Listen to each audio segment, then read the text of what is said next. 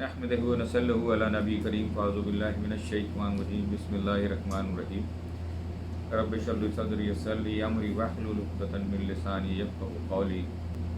رمضان کے حوالے سے جو احکامات ہیں جو بتائے گئے ہیں اس کو ہمیں پورا کرنا چاہیے، یعنی کہ پورے اہتمام اور اشتیاق کے ساتھ رمضان المبارک کا چاند دیکھنے کی کوشش کیجیے اور چاند دیکھ کر یہ دعا پڑھیے۔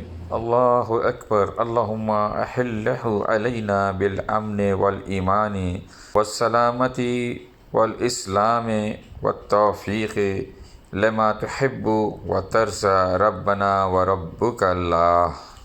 خدا سب سے بڑا ہے الہی، یہ چاند ہمارے لیے امن و امان و سلامتی اور اسلام کا چاند بنا کر طلوع فرما، اور ان کاموں کی توفیق کے ساتھ جو تجھے محبوب اور پسند ہے۔ اے چاند ہمارا رب اور تیرا رب اللہ ہے۔ یہ دعا ہے چاند دیکھنے کی،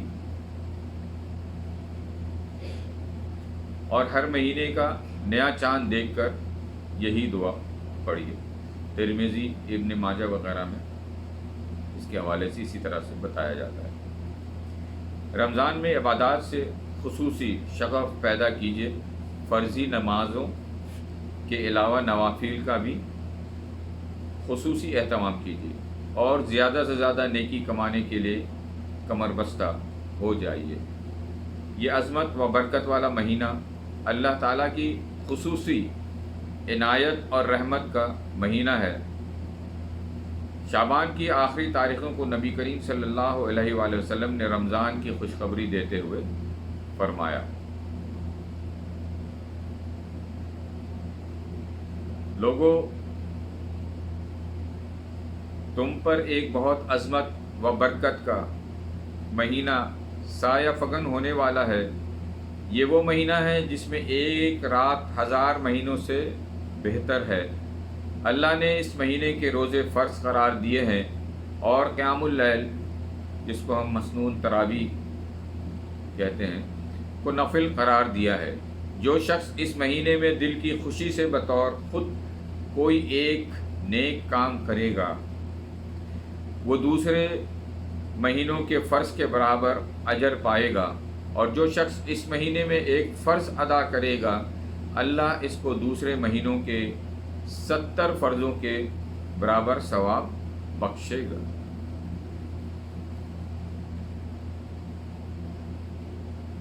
پورے مہینے کے روزے نہایت ذوق و شوق کے ساتھ رکھیے، اور اگر کبھی مرض کی شدت یا شرعی عذر کی بنا پر روزے نہ رکھ سکیں، تب بھی احترام رمضان میں کھلم کھلا کھانے سے سختی کے ساتھ پرہیز کیجیے، اور اس طرح رہیے کہ گویا آپ روزے سے ہیں۔ تلاوت قرآن پاک کا خصوصی اہتمام کیجیے۔ اس مہینے کو قرآن سے خصوصی مناسبت ہے۔ قرآن پاک اسی مہینے میں نازل ہوا، اور دوسری آسمانی کتابیں بھی اسی مہینے میں نازل ہوئیں۔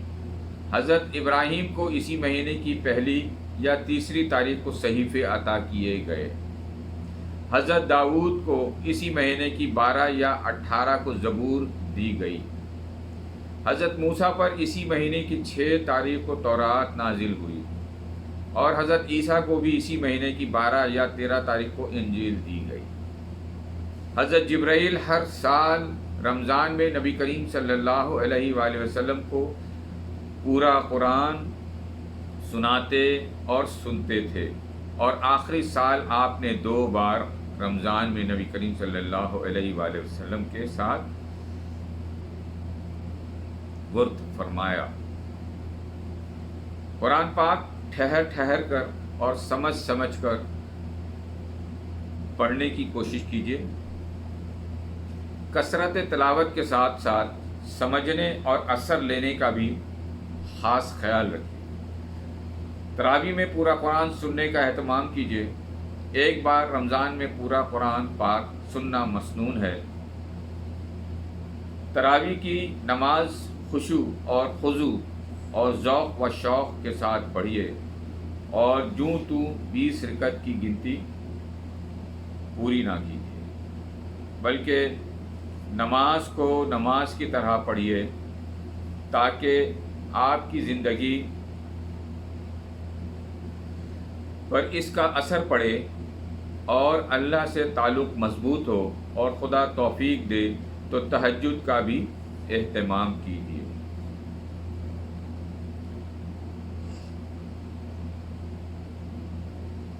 صدقہ اور خیرات کیجیے، غریبوں، بیواؤں اور یتیموں کی خبر گیری کیجیے، اور ناداروں کی سحری اور افطار کا اہتمام کیجیے۔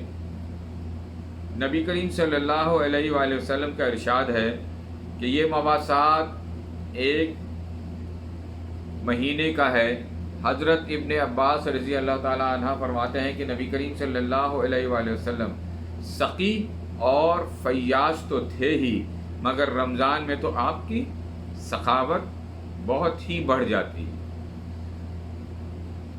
جب حضرت جبرائیل علیہ السلام ہر رات کو آپ کے پاس آتے اور قرآن پاک کی تلاوت کرتے اور سنتے تھے،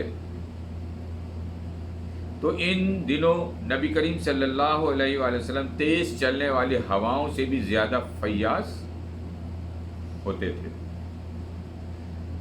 شب قدر میں زیادہ سے زیادہ نوافل کا اہتمام کیجیے اور قرآن کی تلاوت کیجیے۔ اس رات کی اہمیت یہ ہے کہ اس رات میں قرآن نازل ہوا۔ قرآن میں ہے کہ ہم نے اس قرآن کو شب قدر میں نازل کیا، اور تم کیا جانو شب قدر کیا ہے۔ شب قدر 1000 مہینوں سے بہتر ہے۔ اس میں فرشتے اور حضرت جبرائیل اپنے پروردگار کے حکم سے ہر کام کے انتظام کے لیے اترتے ہیں۔ سلامتی ہے، سلامتی ہے، یہاں تک کہ صبح ہو جائے۔ حدیث میں ہے کہ شب قدر رمضان کے آخری عشرے کی طاق راتوں میں کوئی رات ہوتی ہے۔ اس رات کو یہ دعا پڑھیے: اللہم انک عفو تحب العفو فاعف عنی۔ الہی تو بہت ہی زیادہ معاف کرنے والا ہے، کیونکہ معاف کرنا تجھے بہت پسند ہے، پس تو ہم سب کو معاف فرما دے۔ حضرت انس فرماتے ہیں، ایک سال رمضان آیا تو نبی کریم صلی اللہ علیہ وآلہ وسلم نے فرمایا، تم لوگوں پر ایک مہینہ آیا ہے جس میں ایک رات ہے جو 1000 مہینوں سے افضل ہے۔ جو شخص اس رات سے محروم رہ گیا اور اس رات کی خیر و برکت سے محروم وہی رہتا ہے جو واقعی محروم ہے۔ ابن ماجہ میں اس کے بارے میں ذکر ہے۔ رمضان کے آخری عشرے میں اعتکاف کیجیے۔ نبی کریم صلی اللہ علیہ وآلہ وسلم رمضان کے آخری 10 دنوں میں اعتکاف فرمایا کرتے تھے۔